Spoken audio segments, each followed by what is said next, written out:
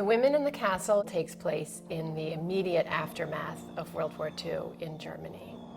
To me, you can learn as much about looking at complicity as you can at resistance.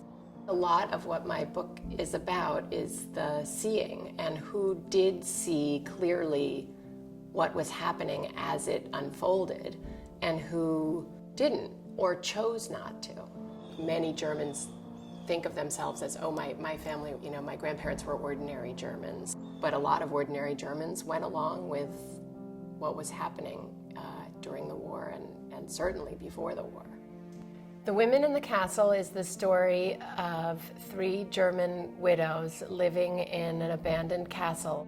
They are all nominally the widows of resistors, men who were executed for their roles in the failed 20th of July assassination attempt on Hitler's life. The 3 widows represent 3 very different German experiences of that time.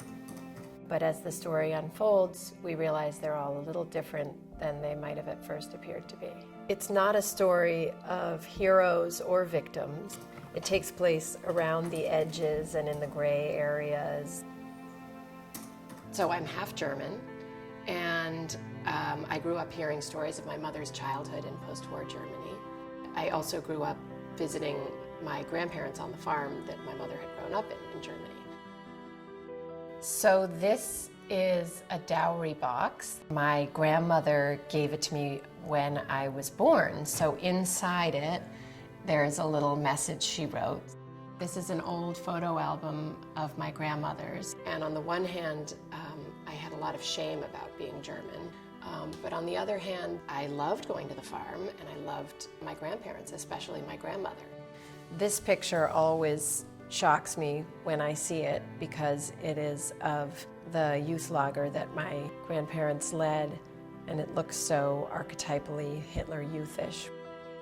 I feel a special responsibility to look at what happened during World War II and to understand my own family's complicity and to talk about it.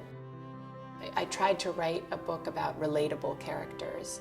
I hope that readers will come away with a sense of the complexity of life at that time and the decisions people made and didn't make.